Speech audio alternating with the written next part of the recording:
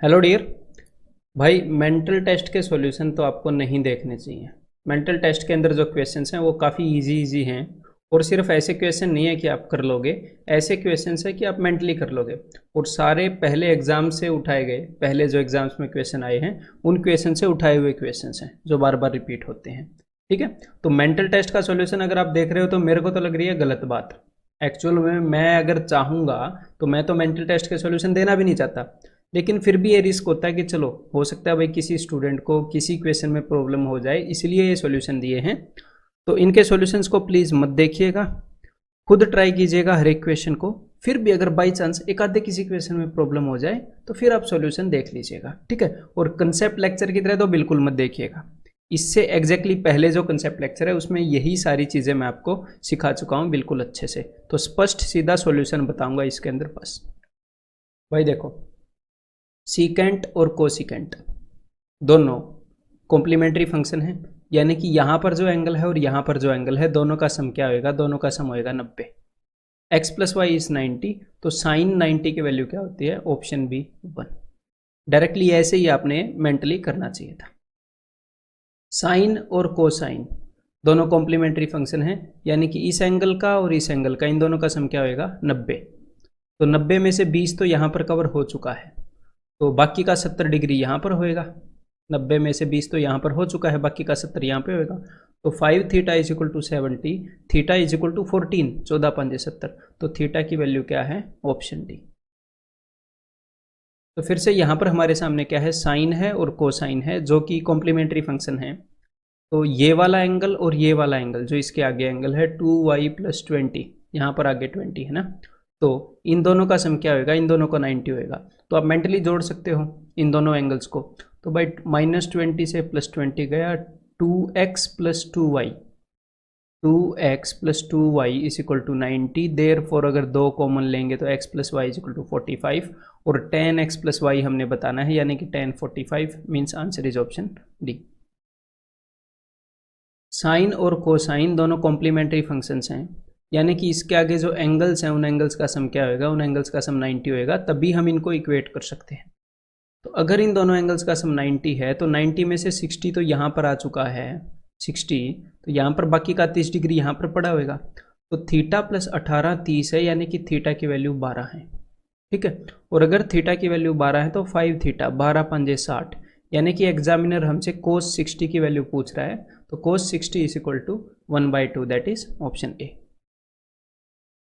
फिर से साइन और कोसाइन दोनों कॉम्प्लीमेंट्री फंक्शंस हैं, उनके सामने कुछ एंगल्स हैं, उनको इक्वेट किया गया है, यानी कि इस एंगल की और इस एंगल का जो सम है वो 90 होएगा।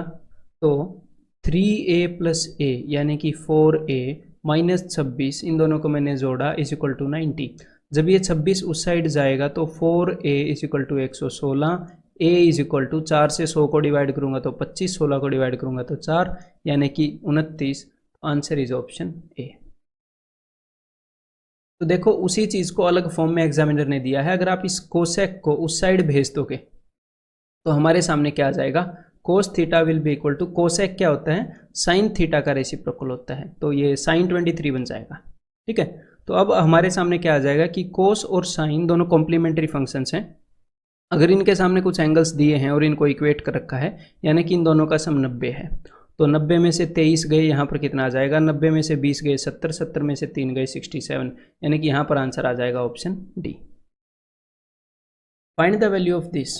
तो ये मैंने आपको क्या बताया था कंसेप्ट लेक्चर में, जब भी tan के सामने कुछ एंगल्स हों और उनको ऐसे मल्टीप्लाई में रखा हो, तो जब भी दो एंगल्स का सम 90 हो जाएगा तो उन दोनों फंक्शंस का प्रोडक्ट जो है वो 1 हो जाएगा। तो इन दोनों का प्रोडक्ट 1 आ गया, और tan 45 ऑलरेडी 1 होता है, तो 1 into 1, answer is option D. तो इनको ऐसे मेंटली किया जा सकता है। If theta is a positive acute angle and tan 2 theta into tan 3 theta is equal to 1। तो ये मैंने आपको क्या बताया कि जब भी tan के आगे कुछ एंगल हो, tan के आगे कुछ एंगल हो, और अगर इन दोनों का सम है तो यानी कि प्रोडक्ट 1 होएगा, ये मैंने आपको बताया। तो फिर ये भी आपको पता है कि अगर tan के आगे कुछ एंगल है, tan के आगे कुछ एंगल है, सिमिलरली ये कोस के लिए भी ट्रू है। तो अगर इनका प्रोडक्ट 1 है, यानी कि यहाँ पर जो दो एंगल्स हैं उनका सम 90 होएगा, means 5 theta is equal to 90 degree. अब यहाँ पर एग्जामिनर ने यहाँ पर 5 थीटा पुट कर रखा है, तो 5 थीटा की वैल्यू 90 है, तो 2 से इसको डिवाइड करोगे तो 45, तो 2 इंटू कोस स्क्वायर 45 क्या आएगा 1/2 -1, तो 2 से 2 गया तो 1 - 1 आंसर क्या आ जाएगा 0, means that is option C. तो मेंटली किया जा सकता है इसे। The value of this expression is equal to what. तो देखो भाई ये जो cos 65 है इसको अगर हम साइन के टर्म में लिखना चाहें तो इसको आप कैसे लिख पाओगे, इसको sin 25 लिख पाओगे, डेफिनेटली लिख पाएंगे। cos theta is sin 90 minus theta. तो यहाँ पर ऊपर क्या हो जाएगा, यहाँ पर ऊपर हो जाएगा साइन स्क्वायर 25। और यहाँ पर भी अगर आप सारे एंगल्स को देखो, सिस्टम क्या है, या तो हर एक फंक्शन को 65 डिग्री के टर्म में कर लो, इसको भी 65 के टर्म में कर लो, या सबको 25 के टर्म में, अपने आप आंसर मिल जाएगा। ठीक है, तो अगर हम 25 के टर्म में कर रहे हैं तो इसको भी 25 के टर्म में लिखो, तो साइन 65 को हम लिख सकते हैं cos 25। ठीक है, तो cos 25 इंटू cos 25, तो यहाँ पर क्या हो जाएगा cos स्क्वायर 25, तो ऊपर sign square theta plus cos square theta यानी कि 1 हो गया, और नीचे कोसिकेंट स्क्वायर 20, इसको 70 के टर्म में करो, यहाँ पर 70 है ना, या फिर आप क्या करो इसको 20 के टर्म में करो, कुछ एक तो करना ही पड़ेगा। तो कोसिकेंट का जो कॉम्प्लीमेंट्री एंगल होता है वो होता है सीकेंट, तो इसकी जगह हो जाएगा जी सीकेंट स्क्वायर 70। तो tan square 70 minus secant square 70, actual में आइडेंटिटी क्या है, secant square theta minus tan square theta is equal to 1, लेकिन यहाँ पर उसका उल्टा है, tan square theta minus secant square theta, तो ये -1 आएगा, यानी कि अपना आंसर क्या हो जाएगा -1, that is option A. The value of this expression is, तो यहाँ पर साफ साफ दिख रहा है कि यहाँ पर जो एंगल है और यहाँ पर जो एंगल है उन दोनों का सम क्या है, उन दोनों का सम 90 है। और ये मैंने क्या बताया था कि साइन स्क्वायर और कोस स्क्वायर के अंदर जो सीरीज बन रही है, अगर sine square something plus sine square something, अगर इन एंगल्स का सम 90 है तो इनका सम 1 होएगा। क्यों होएगा इसका रीजन भी बताया है। और सिमिलरली अगर कोस में ये सीरीज बन रही है cos square something plus cos square something, अगर इन दोनों का सम 90 है तो 1 होएगा। अगर आपको ये पता है तो क्यों देख रहे हो फिर इसका सॉल्यूशन, ये सॉल्यूशंस आपको नहीं देखने चाहिए मेरे भाई। ठीक है, the value of sine square 28 plus sine square 68, जैसा कि मैंने पिछले क्वेश्चन में बताया, इस साइन की सीरीज है और इसका सम 90 है, यानी कि इन दोनों फंक्शंस का सम 1 होएगा। और कोस स्क्वायर 30 होता है भाई √3, कोस स्क्वायर नहीं कोट 30 होता है √3 का स्क्वायर हो जाएगा 3, यानी कि यहाँ पर answer will be option D. 3 cos 80 cosec 10, तो भाई मैं इसको भी 80 में कन्वर्ट करना चाहूँगा बिकॉज यहाँ पर ये 80 है, तो कोसेक 10 को मैं लिख सकता हूँ सीकेंट 80। ठीक है, अब देखो कोस 80 और सीकेंट 80 दोनों एक दूसरे के रेसिप्रोकल हैं, इनका प्रोडक्ट 1 होएगा, तो यहाँ पर सिर्फ आएगा 3। सिमिलरली इसको भी मैं 31 के टर्म में लिखना चाहूँगा या इसको 59 के टर्म में, कुछ एक तो करना ही पड़ेगा। तो अगर इसको मैं 31 के टर्म में लिखूंगा तो लिखना पड़ेगा साइन 31 इसकी जगह, और साइन 31 और कोसिकेंट 31 दोनों रेसिप्रोकल हैं, तो यानी कि यहाँ पर हो गया 2, means answer is 5, option D. If cos 20 is m, cos 70 is n, तो एटलीस्ट 1 डिग्री में इनको बदल लो। तो cos 70 को मैंने बदल लिया भाई साइन 20, दोनों को मैंने 20 में कर लिया। ठीक है, अब एग्जामिनर पूछ रहा है m square plus n square, तो m स्क्वायर की वैल्यू हो जाएगी cos स्क्वायर 20 और n स्क्वायर की वैल्यू हो जाएगी साइन स्क्वायर 20। तो cos square theta plus sine square theta is equal to 1, means answer is option B. The value of this expression is, तो देखो ये 43 है, ये 47 है, तो किसी एक टर्म में बदलो। ठीक है, तो cos को मैं क्या कर सकता हूँ, cos को मैं बदल सकता हूँ साइन 47 ऐसे, तो ऊपर भी साइन 47 नीचे भी साइन 47 कैंसिल आउट हो जाएंगे, 1 बच जाएगा, 1 का स्क्वायर 1। सिमिलरली यहाँ पर भी ऐसे ही कैंसिल आउट होके 1 का square 1 minus 4 into cos square 45 1/√2 का स्क्वायर यानी कि 1/2, तो 2 2 जा, तो 2 - 2 यानी कि आंसर क्या हो जाएगा 0, which is option D. The value of this is equal to, तो यहाँ पर 18 है, मैं यहाँ पर भी 18 चाहता हूँ। ठीक है, तो कोट को मैं बदलूंगा जी 10 के अंदर, 10 18। अब इस 10 18 को ऊपर भेजना पड़ेगा, तो इसको ऊपर भेजेंगे तो फिर से कोट बन जाएगा, इसका रेसिप्रोकल कोट ही है, कोट 18, कोट स्क्वायर 18 है ना, स्क्वायर है ना यहाँ पर। तो अब ऊपर एक्सप्रेशन बन गई cosecant square theta minus cot square theta जो कि होता है 1, means answer is option D. यहाँ पर ऊपर 43 है, नीचे 47 है, इनको एक ही डिग्री में कन्वर्ट करूंगा तो cos 47 को मैं लिख सकता हूँ sin 43, तो ये कैंसिल आउट होके यहाँ पर हो गया 1 प्लस। सिमिलरली यहाँ पर भी अगर नीचे वाले को मैं 19 में बदलूंगा तो cos 19 बदला जाएगा, कैंसिल आउट होके हो जाएगा 1 माइनस 8 इंटू कोस स्क्वायर 60, तो कोस 60 इज 1/2, 1/2 का स्क्वायर 1/4, तो 4 2 जा, तो यहाँ पर 2 - 2 means answer is 0, option A. tan 15, देखो ऊपर 75 है, यहाँ पर 15 है, दोनों का सम 90 है, यहाँ पर 30 है, यहाँ पर 60 है, दोनों का सम 90 है। ठीक है, तो यहाँ पर देखो हमें 30 और 60 की वैल्यू याद है, तो आप 75 और 15 की भी निकाल सकते हो, लेकिन क्यों निकालें, यहाँ पर 90-90 के जोड़े मिल रहे हैं, उससे फायदा क्या होगा। देखो अगर ये ऊपर 30 है तो इसको भी 30 में बदलो, या फिर दोनों जगह 60 में बदलो, एक बार एक टर्म्स में कर लो इनको। तो tan 15 को अगर मैं 75 के टर्म में लिखना चाहूँगा तो ये हो जाएगा cot 15, और tan 60 हो जाएगा cot 30। तो देखो ऊपर cot 30 माइनस cot 75 है, नीचे cot 75 माइनस cot 30 है, नीचे एग्जैक्टली उसका ऑपोजिट है। तो मतलब कि अगर हम इनको कैंसिल आउट करेंगे तो इसका आंसर -1 आएगा। ये दोनों एग्जैक्टली सेम है, बस माइनस का फर्क है, एक जगह a माइनस बी है, एक जगह b माइनस ए। तो भाई ऊपर या नीचे माइनस कॉमन लेके आपको एक टर्म में इनको करना पड़ेगा और फिर आंसर -1 आ जाएगा, means answer is option D.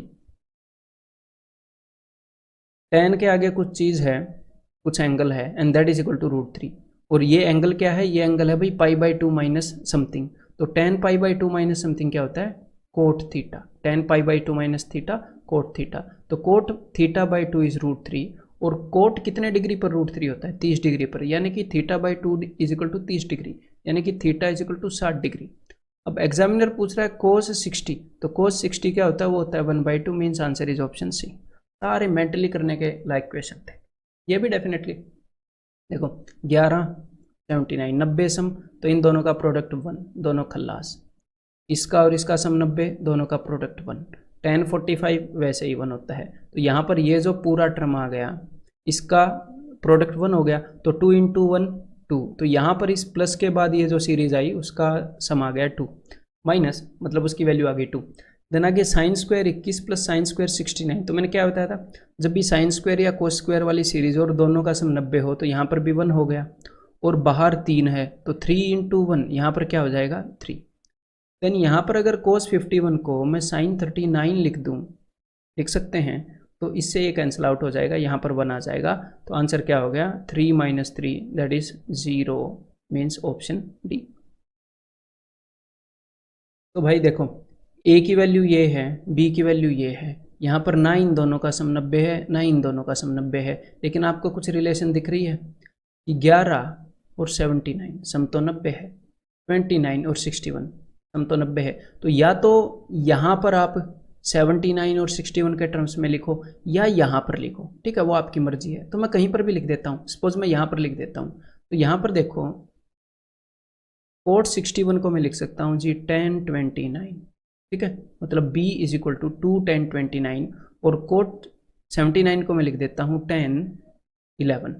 तो अब देखो ये जो यहाँ पर टर्म आ गया है ये किसके बराबर है, ये बराबर है a के, ठीक है। तो ये साफ साफ दिख रहा है कि b जो है वो a की जो वैल्यू है उसका दुगना है, b is equal to twice of a, और यही रिलेशन एग्जामिनर ने नीचे दे रखी है कि twice of a is equal to b।